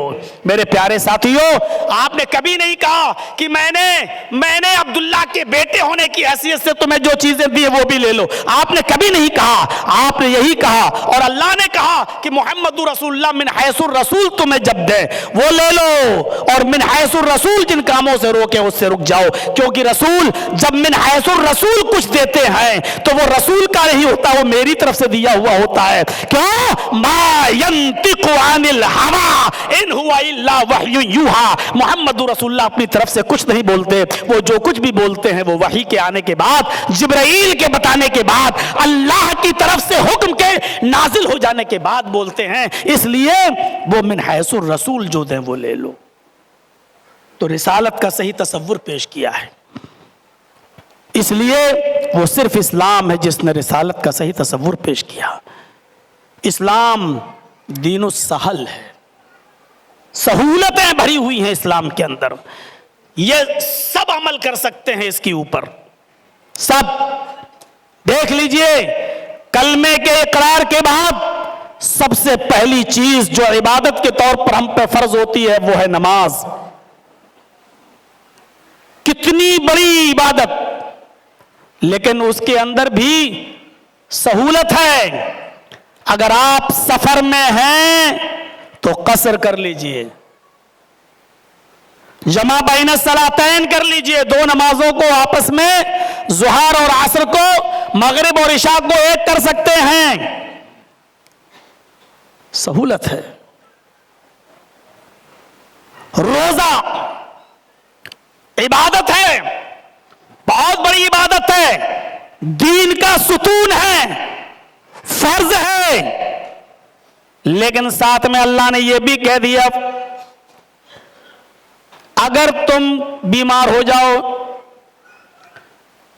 مریضن والا سفرن فعدۃ من ایام اخر، اگر بیمار پڑ جاؤ یا سفر میں ہو تو اس روزے کو چھوڑ دو اور اس کی عدت بعد میں پوری کر لو. آسانی دیکھیے آپ، سہولت دیکھیے آپ. حاملہ عورت کے لیے سہولت، مرضیہ کے لیے دودھ پلانے والی عورت کے لیے سہولت، بوڑھے آدمی کے لیے جو دائمی مریض ہو اس کے لیے سہولت. لیکن جو کبھی روزہ نہ رکھ سکتا ہو، ڈاکٹر نے منع کر دیا ہو تو اس کے لیے سہولت. ہاں کفارے کے طور پر یا کہہ دیا کہ وہ ایک مسکین کو کھانا کھلاتا رہے گا، وہ ایک مسکین کو کھانا کھلاتا رہے گا فدیے کے طور پر. یہ سہولتیں بھر دی ہیں. حج فرض ہے، زکوٰۃ فرض ہے، اسلام کے 5 ستون میں سے ایک ستون ہے. زکوٰۃ فرض ہے، لیکن اگر آپ کے پاس استطاعت نہیں ہے تو زکوٰۃ معاف بھی ہے. حج فرض ہے، دین کا ستون ہے، لیکن اگر آپ کے پاس وہاں تک جانے کی طاقت نہیں ہے، سہولت نہیں ہے، نہیں جا سکتے، استطاعت نہیں ہے تو آپ کے اوپر حج فرض بھی نہیں ہے. یہ سہولتیں دیکھیے آپ. اسلام سے زیادہ سہولتیں کہاں ملیں گی؟ اور ایسی ایسی سہولتیں. علماء بیٹھے پوچھئے، ایک شخص آیا اور آ کر کہنے لگا اللہ کے نبی صلی اللہ علیہ وسلم، اے اللہ کے رسول، میں تو ہلاک ہو گیا. حدیث کے الفاظ ہلکت یا رسول اللہ، میں ہلاک ہو گیا، میں برباد ہو گیا. آپ نے کہا کیوں، کیسے؟ اس نے کہا اللہ کے نبی، روزے کی حالت میں بیوی سے صحبت کر لی، مجامعت کر لی. آپ سب کو یہ مسئلہ معلوم ہوگا، روزے کی حالت میں اگر کوئی شخص بیوی سے صحبت کر لے تو اس کے اوپر کفارہ ہے، ایک غلام آزاد کرے گا. غلام کی طاقت نہ ہو تو 60 روزے پے در پے مسلسل شہرین متتابعین کنٹینیو لگاتار رکھے گا. اور یہ بھی طاقت نہ ہو تو 60 مسکینوں کو کھانا کھلائے گا. اللہ کے نبی صلی اللہ علیہ وسلم نے اس سے کہا اچھا کوئی بات نہیں، اگر ایسا ہے تو کفارہ ادا کر دو. اس نے کہا کیا پراشچت، کیا کفارہ کیا ادا کروں؟ کہا ایک غلام آزاد کر دو. کہا اللہ کے نبی پوری زندگی تو مجھے غلامی کرتے ہوئے ہو گئی، میں کیسے غلام آزاد کر سکتا ہوں؟ آپ نے کہا پھر 60 روزے رکھو مسلسل پے در پہ کنٹینیو لگاتار. کتنے؟ کہا 60. نہیں رکھ سکتا، طاقت نہیں. ایک کا تو یہ حال ہے، آپ کہہ رہے ہیں 60 نہیں رکھ پاؤں گا. آپ نے آخری آپشن بتایا، یہی 3 آپشن ہیں ہی. تیسرا آپشن آپ نے کہا 60 مسکینوں کو کھانا کھلاؤ. کہا اللہ کے رسول شاید آپ کو معلوم نہیں ہے ہمارے حالات، ہمارے گاؤں، ہمارے قبیلے، ہمارے خاندان پر نظر نہیں ڈالی. ہمارے حالات یہ صبح کھا لو تو شام کو نہیں ملتا، شام کو اگر کھا لوں تو صبح نہیں ملتا. جس کے گھر کی خود کی کنڈیشن یہ ہو وہ 60 مسکینوں کو کھانا کہاں سے کھلائے گا؟ اللہ کے نبی نے کہا اچھا ایسی بات ہے، بیٹھو، نماز کا وقت ہوا، لوگوں سے کہا اپنے بھائی کے لیے تعاون کرو، چندہ کرو، ارے بھائی اس کفارہ ادا کرنا ہے اس کو، کوئی 2 کھجور لایا، کوئی 5 لایا، کوئی 10 لایا، جس کے پاس جیسی طاقت تھی، ایک ٹوکرا بھر گیا کھجوروں کا، ایک اچھا خاصا بڑا سا ٹوکرا بھر گیا کھجوروں کا۔ آپ نے وہ کھجوروں کا ٹوکرا اس صحابی کو دیا اور دے کر کہا جاؤ، یہ تمہارے ساتھیوں نے، تمہارے بھائیوں نے تمہاری مدد کی ہے۔ کہا کیا کروں؟ کہا جاؤ اپنے قبیلے میں جاؤ، اپنے گاؤں میں جاؤ اور غریبوں میں بانٹ دو، تمہارا کفارہ ادا ہو جائے گا۔ اس پر بھی وہ منہ تکنے لگا۔ آپ نے کہا اب کیا ہوا؟ کہا اللہ کے رسول کیا غریبوں میں بانٹ دوں؟ کہا ہاں۔ اپنے گاؤں کے؟ ہاں۔ کہا اللہ کے نبی آپ آئیے ایک بار دورہ کر لیجئے۔ کیا ہوا؟ کہا پورے قبیلے میں، پورے خاندان میں، پورے گاؤں میں مجھ سے زیادہ غریب کوئی گھر آپ کو ملے گا ہی نہیں، پورے گاؤں میں، پورے قبیلے میں سب سے زیادہ غریب گھرانہ میرا ہی ہے۔ یہ سن کر کون نہیں مسکرائے گا؟ اللہ کے رسول بھی مسکرا دیے اور مسکرا کر کہا جا تو ہی کھا لے اور اپنے بچوں کو کھلا دے، تیرا کفارہ ادا ہو جائے گا۔ یہ سہولتیں کہاں ملیں گی؟ کتنا سہل ہے اسلام۔ یرید اللہ بکم الیسر ولا یرید بکم العسر، اللہ رب العالمین تم سے آسانیاں چاہتا ہے، تمہیں مشقت میں پریشانی میں نہیں ڈالنا چاہتا۔ لا یکلف اللہ نفسا الا وسعها، کسی نفس کے اوپر اس نے اتنا بوجھ نہیں ڈالا جس کو وہ برداشت نہ کر سکے۔ آپ پڑھیے منوسمرتی، آپ کو پتا چل جائے گا، اور پڑھیے سوامی دیانند سرسوتی کی کتاب ستیارتھ پرکاش، جس میں اس نے 14ویں ادھیائے پر قرآن پر بھی اعتراضات لگائے ہیں۔ سوامی جی لکھتے ہیں سندھیا ہر ہندو پر انیواریہ ہے۔ اب سندھیا کس کو کہتے ہیں ذرا دیکھیے۔ سندھیا میں ہون کرنا ضروری ہے اور ہون 2 بار کیا جائے گا، صبح اور شام۔ ہون میں اگنی کو ساکشی مان کر اس میں اتنی چیزیں اس کے حوالے کی جائیں گی۔ اب کتنی چیزیں گنیے؟ 100 گرام کاجو، 100 گرام پستہ، 100 گرام اخروٹ، 100 گرام بادام، 16 چمچے دیشی گھی گائے کے، 16 چمچ دیشی گھی گائے کا، وہ بھی شدھ گائے کا دیشی گھی، اور 1 تولہ کستوری۔ معاف کیجئے گا یہ 6 ہی چیزیں ہمیں یاد ہو پائیں گی، ٹوٹل 26 چیزیں ہیں جو ہم اور نہیں بتا پائیں گے آپ کو۔ ستیارتھ پرکاش میں لکھا ہے ہون کرو اور اس میں 26 چیزیں ضروری ہیں۔ مین چیزیں میں نے بتا دی آپ کو، 100 گرام بادام، 100 گرام کاجو، 100 گرام پستہ، 100 گرام اخروٹ، 16 چمچے دیشی گھی گائے کے، اور 1 تولہ کستوری، کستوری جو جس کو ہم جعفران بولتے ہیں، 1 تولہ جعفران۔ یہ 6 چیزیں، اس کے علاوہ 20 چیزیں اور ہیں، ٹوٹل 26 چیزیں۔ اتنا ہی صبح اور اتنا ہی شام آگ کے حوالے کرو۔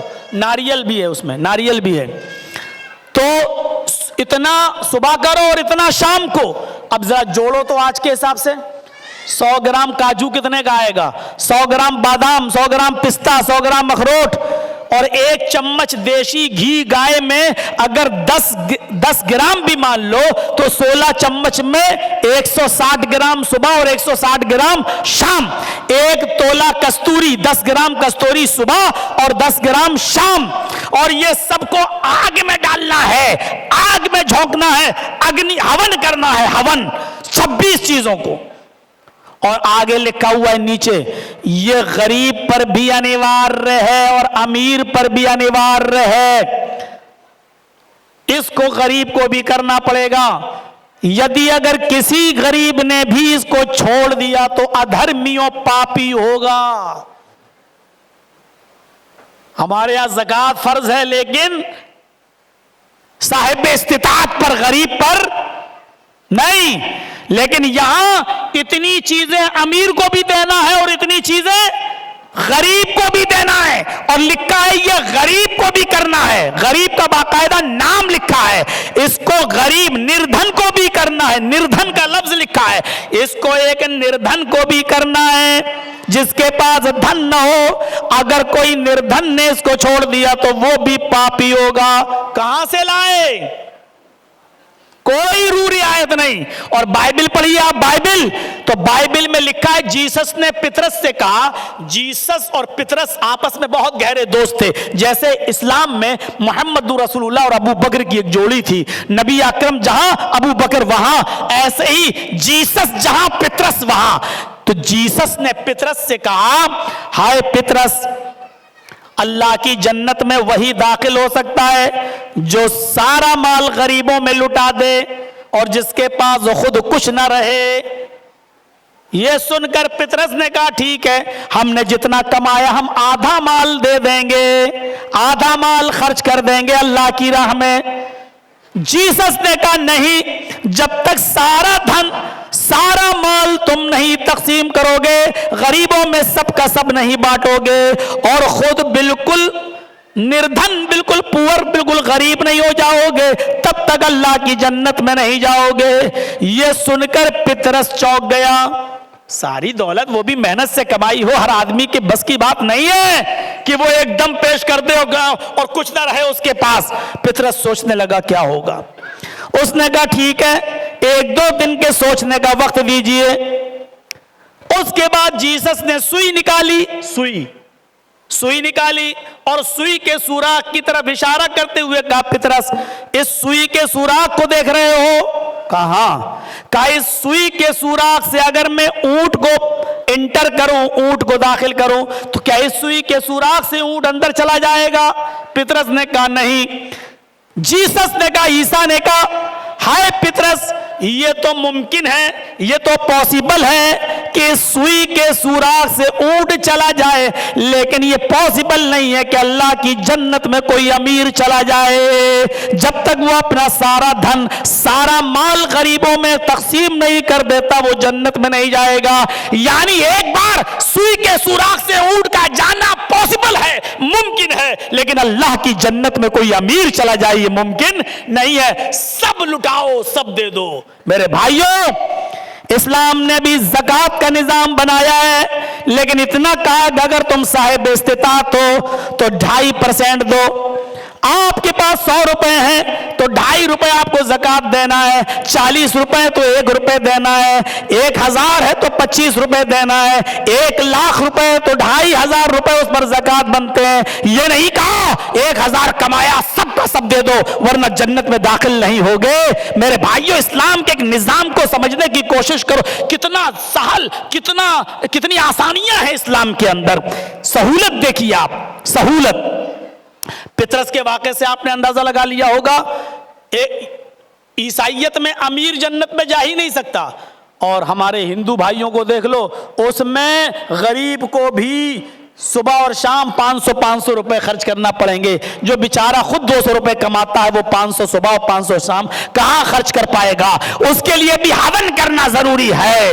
اسلام وہ مذہب ہے جو امیروں سے کہتا ہے تمہارے لیے 5 چیزیں ضروری ہے, تمہیں حج بھی کرنا ہے, زکوٰۃ بھی دینا ہے, اور غریبوں سے یہ کہہ دیا ہے کہ تمہارے اوپر حج نہیں ہے اور تمہارے اوپر زکوٰۃ بھی نہیں ہے.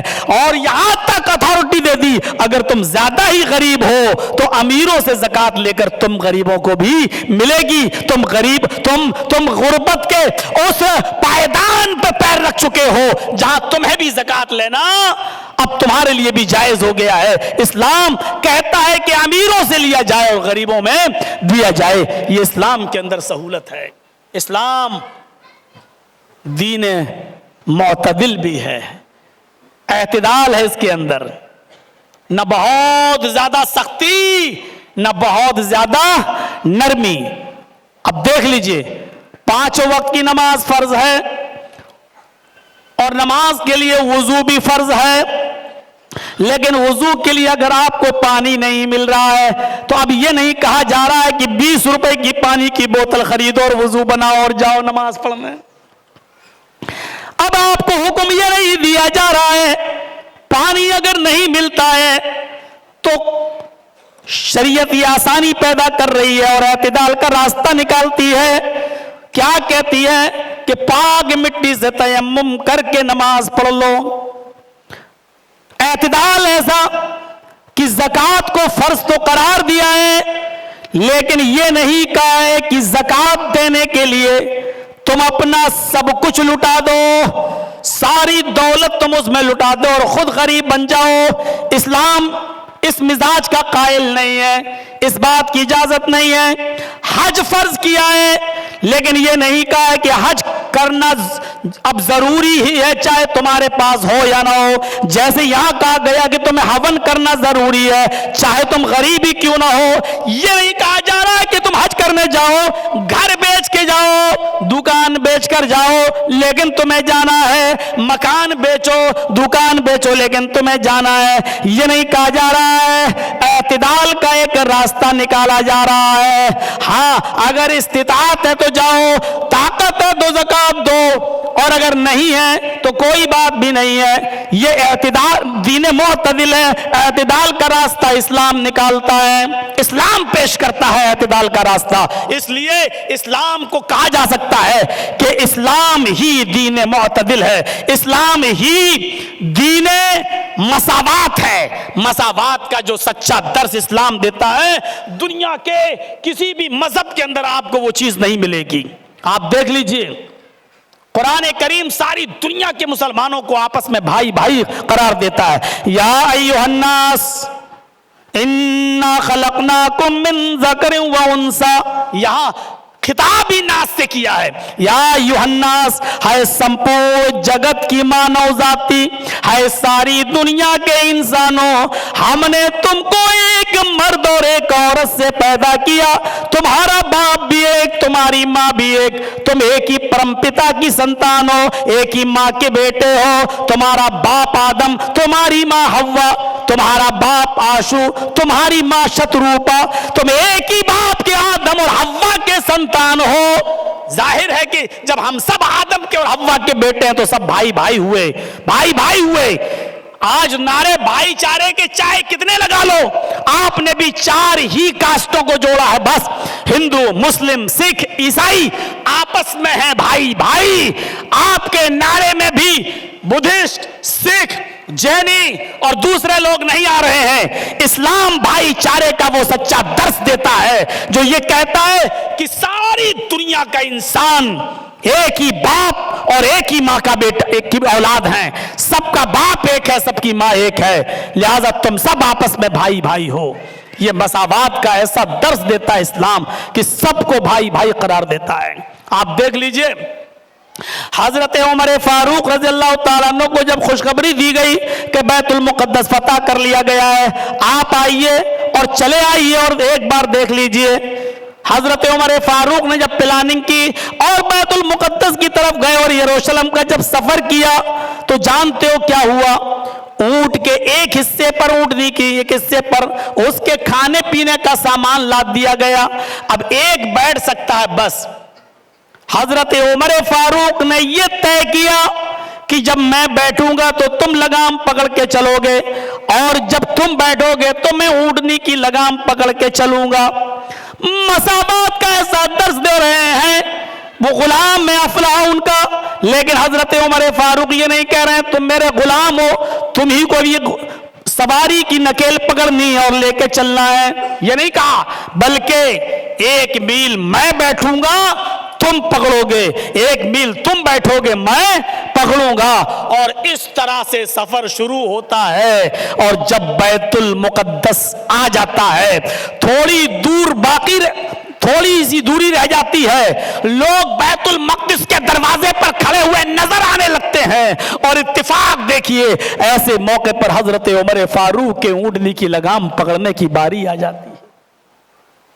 اور یہ واقعہ میں نے یا کسی مولوی کی لکھی ہوئی کتاب میں نہیں، اس واقعے کو مہاتما گاندھی جی نے بھی ستیہ اور اہنسا کے اندر نقل کیا تھا۔ ستیہ اور اہنسا میں مہاتما گاندھی نے اس واقعے کو بھی بیان کیا ہے۔ حضرت عمر فاروق کے اس انصاف کو انہوں نے بطور مثال کے پیش کیا ہے۔ حضرت عمر فاروق کے لگام پکڑنے کی باری آ جاتی ہے، غلام نے کہا، خادم نے، امیر المومنین آپ بیٹھے رہیے، ایک میل چل دیا، ایک اور یہ بھی میں چل دوں گا۔ فرمایا نہیں، یہ انصاف کا تقاضا نہیں ہے. چھلانگ لگائی, جمپ لگایا, نیچے کود گئے, نیچے آ گئے, اپنے خادم سے کہا بیٹھو. اس نے کہا امیر المومنین عزت کا کچرا نکل جائے گا, آپ لگام پکڑیں گے اور آپ کا خادم اونٹ پر سواری پر بیٹھے گا. فرمایا اگر تم آج اونٹنی پر نہیں بیٹھے تو اسلام کا جنازہ نکل جائے گا. محمد رسول اللہ صلی اللہ علیہ وسلم نے اپنی نبوی زندگی میں یہی تو درس دیا ہے. ذات پات برادری اونچ نیچ سب مٹایا ہے. اسی تعلیم کو آج زندہ کرنے کا وقت ہے. آج ان لوگوں کے سامنے قرآن نہیں سنایا جائے گا, حدیث نہیں سنائی جائے گی, 2-3 گھنٹے کی تقریریں نہیں ہوں گی. آج ان کو محمد رسول اللہ کی وہی تعلیم پیش کی جائے گی. بیٹھو. خادم کو اونٹ کے اوپر بٹھا دیا اور حضرت عمر فاروق نے اونٹنی کی لگام پکڑ لی اور لے کر چلنے لگے. یہود و نصارہ جو وہاں کھڑے تھے وہ مسلمانوں سے کہنے لگے کیا تمہارا امیر المومنین وہ ہے جو اونٹ کے اوپر بیٹھا ہے, سواری پر بیٹھا ہے, وہ امیر المومنین ہے؟ اور مسلمان مسکراتے ہوئے فرماتے ہیں نہیں, آئے یہودیو, آئے عیسائیو, میرا امیر المومنین وہ نہیں ہے جو اونٹنی پر بیٹھا ہے. میرا امیر المومنین تو وہ ہے جو اونٹنی کی لگام پکڑے ہوئے ہیں. وہ اونٹ کے اوپر جو بیٹھا ہوا ہے وہ تو اس کا خادم ہے, وہ تو اس کا غلام ہے. باری جب امیر المومنین کی آ گئی لگام پکڑنے کی تو امیر المومنین نے اونٹنی کی لگام پکڑ لی ہے, انہوں نے اپنے خادم کو نہیں پکڑنے دی ہے. اس منظر کو دیکھا مہاتما گاندھی نے یہ جملے اور لکھے ہیں کہ مہاتما گاندھی نے کہا ہے کہ یہ جملے کے بعد اس کے بعد آگے کہا ہے کہ اس منظر کو دیکھ کر, اس چیز کو دیکھ کر, اس درش کو دیکھ کر بہت سے یہودیوں نے اور بہت سے کپٹیوں نے, کپٹی کا لفظ لکھا ہے سطر اہنسا میں, کپٹی یعنی منافق, بہت سے دلوں میں نفرت رکھنے والے, کدورت رکھنے والے لوگوں نے جب اس منظر کو دیکھا تو انہوں نے وہیں سے اسلام گرہن کر لیا, یعنی وہیں سے کلمہ پڑھنا شروع کر دیا. اشہد ان لا الہ الا اللہ و اشہد ان محمدن عبدہ و رسولہ. یہ ہے اسلام کا مساوات کا درس جو سب کو برابر کی نظر سے دیکھتا ہے. خانہ کعبہ میں اذان دینے کا شرف حضرت بلال رضی اللہ تعالیٰ عنہ کو حاصل ہوتا ہے جو حبشی النسل ہیں اور جن کے بارے میں حدیث کی کتابوں میں لکھا ہوا ہے. پرمیشن کا وقت ختم ہو اچھا جو ہے آ چکا ہے, ٹھیک ہے ٹھیک ہے ٹھیک.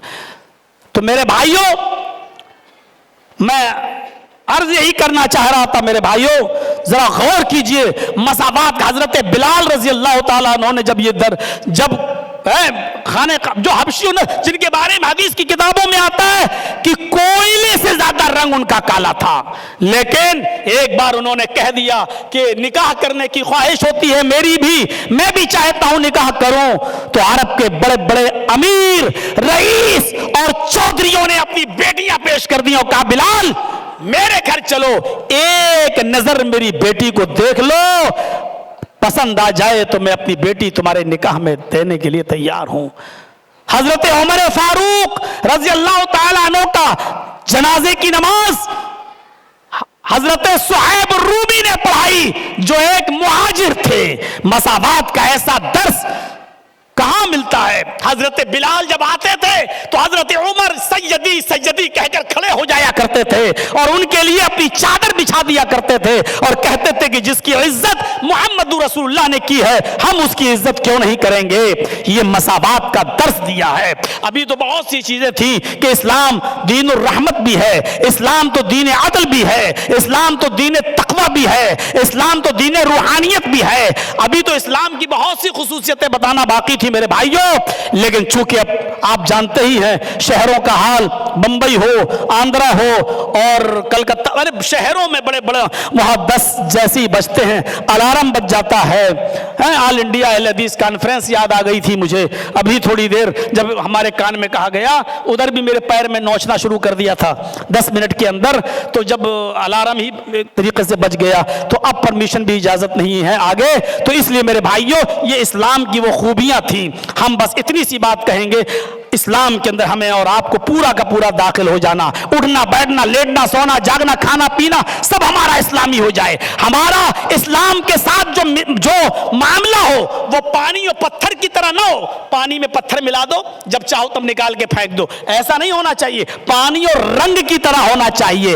اگر 1 گلاس پانی میں یا 1 لیٹر پانی میں کھانے والا تھوڑا سا رنگ اگر آپ ملا دیں گے تو رنگ پانی کو اپنے رنگ میں لے لے گا اور پانی بھی اس رنگ میں رنگ جائے گا۔ پھر رنگ کو پانی سے الگ کرنا چاہو یا پانی کو رنگ سے الگ کرنا چاہو تو نہ پانی رنگ سے الگ ہوگا نہ رنگ پانی سے الگ ہوگا۔ یہی اسلام اور ہمارا تعلق ہونا چاہیے۔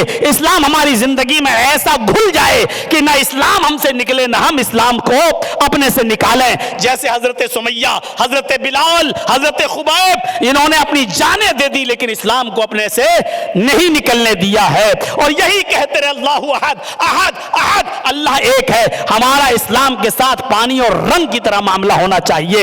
اس طریقے سے ہمیں اسلام کے اندر پورا کا پورا داخل ہو جانا چاہیے۔ اللہ تبارک و تعالیٰ سے دعا ہے کہ بار الہ ہمیں اسلام کی جو خصوصیات ہیں ان سے مستفیض ہونے کی توفیق عطا فرما۔